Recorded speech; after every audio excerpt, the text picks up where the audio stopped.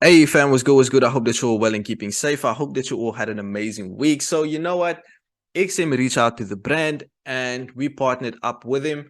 So hey, I just want to say thank you to each and every single one of you who has been supporting me since day one. Okay, I want to say thank you, thank you, thank you. If you are new to this channel, if you are new to coming, I want to say thank you as well. Thank you to each and every single one of you who pressed that actual subscribe button and who is about to press that actual subscribe button as well. I highly, highly appreciate it. You know what? We have over 60 content on this beautiful channel, right? And this is only chart work. No lifestyle, just chart work only. I think that we are the only channel in South Africa that is currently doing what we are doing on this beautiful pair called Nasdaq. So I just want to say thank you to each and every single one of you. And you know what? Thank you to the new ones that is also coming to this actual channel. Okay. So, hey, I'm going to leave an actual link in my description. So find yourself opening up an account through XM. The brand will highly, highly appreciate it as well as me, right? They are currently running some nice promotions. Claim your bonus today. Okay, claim your bonus today. So without wasting no time, let's get into the breakdown. Okay, so starting off from a monthly time frame over here, we can basically see that, hey, we pointed out last week that we don't want an actual closure above these highs, right? We don't want to close above that because once we're basically going to have a closure above, we will find ourselves having some sort, or we can potentially find ourselves having some sort of an upside momentum on this beautiful pair called Nasdaq, right? But we can see that we created a beautiful wick thrown towards the upside with a nice bear candle closure. You know what? This is a sign of rejection, telling us that we can have some downside momentum on this beautiful peak called Nasdaq, right? We do have a beautiful candle thrown towards the upside over here. This is basically this month's candle, right? We still do have 27 days and 11 hours for this candle to close. So there is so much that can still happen throughout 27 days and 11 hours. Keep in mind, we are currently tapping inside a previous area of resistance, serve as support, and now currently serving as resistance once again. Okay, so scaling down to the weekly time frame, let's see what is currently happening over here. Now on the weekly time frame, we basically had our descending trend line, right, drawn out like this. First touch, second touch, third touch. We had a break above. We haven't came back for the retest. I still do want to see that retest towards the downside. I still want some bear momentum on this beautiful pair called Nasdaq. In fact, I want Nasdaq to break through this descending trend line and have an overall move back towards the downside, back into 10,000. Okay. So you know what, with this candle which we have over here on the weekly time frame, it's not telling me too much, but we can scale down to my actual daily time frame to see what is currently happening over here. Now keep in mind, my daily time frame will influence my weekly time frame. Okay, so if my daily time frame remains bullish in structure, this simply means that my weekly time frame will remain going towards the upside. Okay, if my weekly time frame remains bullish in structure, this simply means that my monthly time frame will remain going up. Okay, so clean. With that being said, on the daily time frame, let's see what is happening. Let's see what's happening. So keep in mind. Well, someone basically messaged me asking me, Diego, how do you determine direction? And this is how I determine direction. We all have different trading styles, but this is one of the methods how I determine direction. Okay, so I basically just look at my swing highs and my swing lows. Okay, my swing highs and my swing lows.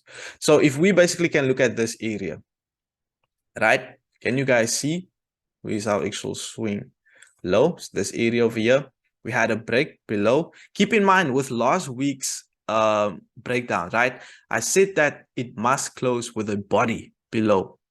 Okay, with the body. Can you see we had the body closure below?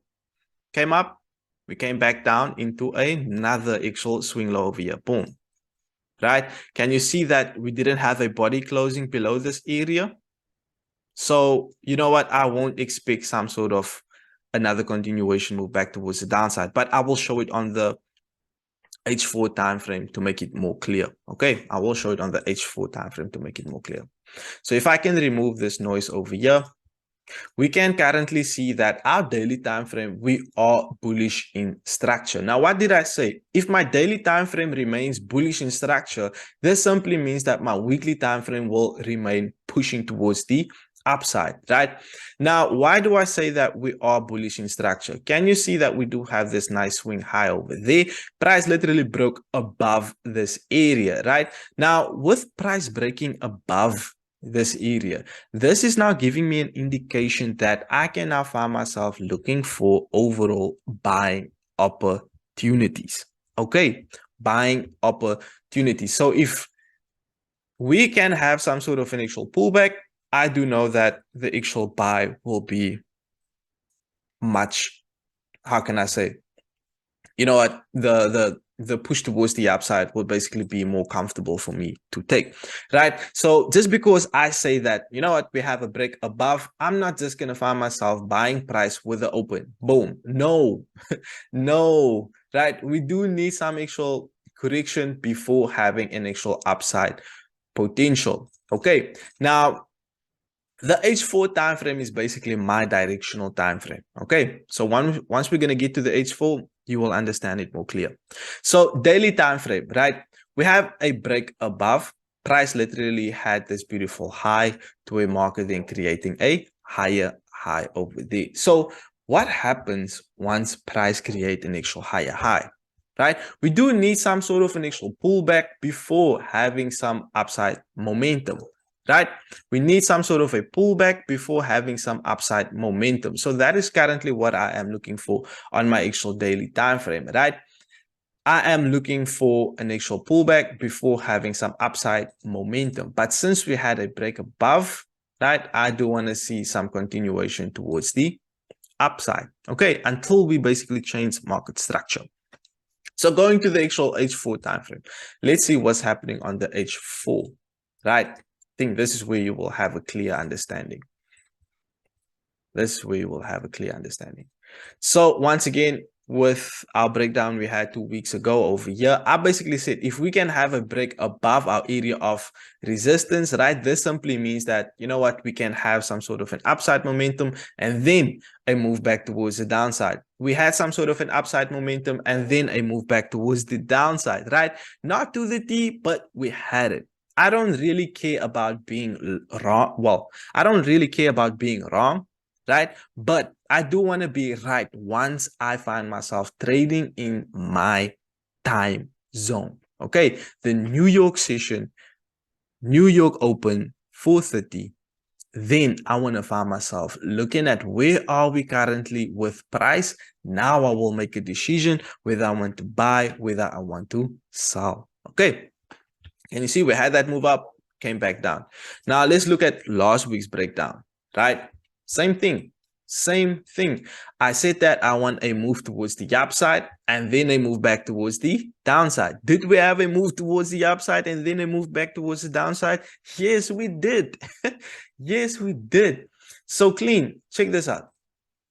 Price literally created this swing low over here. Boom. Can you see that we closed below with the body? Not with the wick, with the body, right? Where's the next area? This one. This swing low over there. Can you see that we basically had a closure below this area with the body, right? Where's the next area? Which area did I point out? My next actual swing low, right? Can you see we didn't have an actual body closure below this area, but we had a wick thrown towards the downside, right?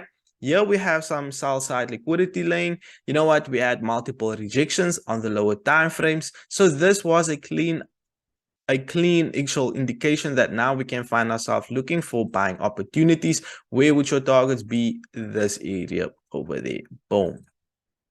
This previous area that was serving as an actual area of support, now basically serving as an area of resistance. Can you see? Boom.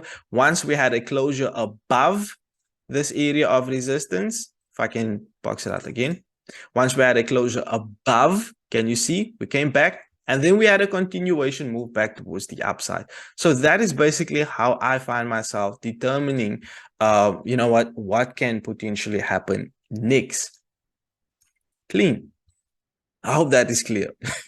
I hope that is clear.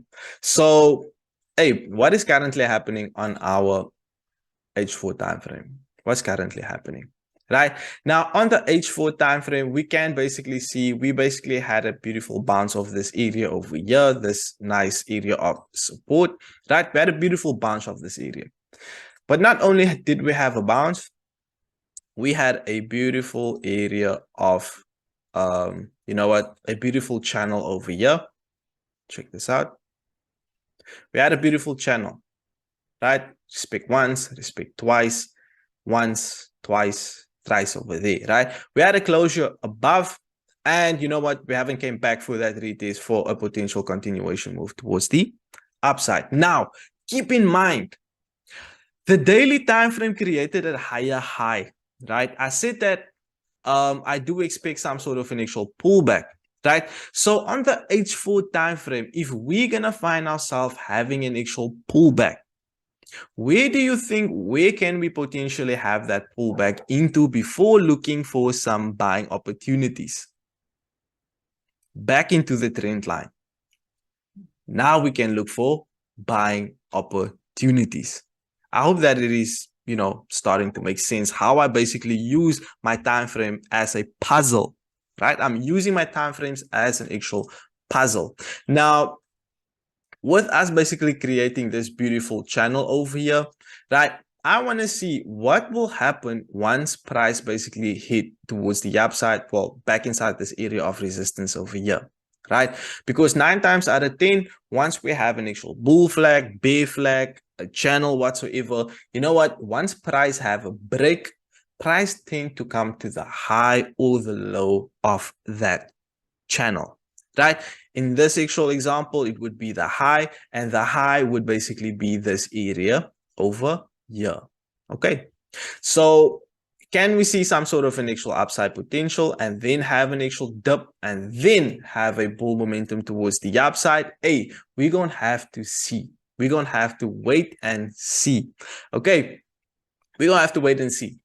And that is literally how I approach the market each and every single day. You know what? On the YouTube channel, I only come here once and I have an actual outlook for the week whatsoever. But I do this each and every single day, 3 o'clock, once I get to the charts to see where are we currently inside the market. And then I use my lower time frames to determine where will I find myself selling or buying price. You know what? Unfortunately, I won't be able to share that part with you guys as I am sharing it with the community, right? It's almost like trading view. You can only use, if you don't have the pro version, I think you can only use the replay bar until the 4 hourly, and then you can't go lower. Well, same thing, right? Same thing. So on the H4 time frame, you know what? My bias is literally, I want to see if we're going to have some sort of an upside momentum. I want to see, will we have some sort of rejection above this area? This is when I will find myself looking for selling opportunities. You know what? All the way back down, back into the trend line for a potential continuation move back towards the upside, right? Keep in mind, if we would find ourselves breaking above this area, what did I say? Right? This is basically when we can find ourselves having another further continuation move towards the upside before then having our actual dip back towards the downside.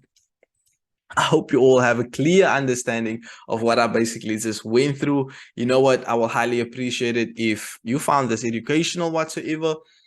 Hit that like button. You know what? If you are new, hit that sub button, and welcome to my channel. So that is it from me, your boy D. I'm gonna see you in the next one. I'm out.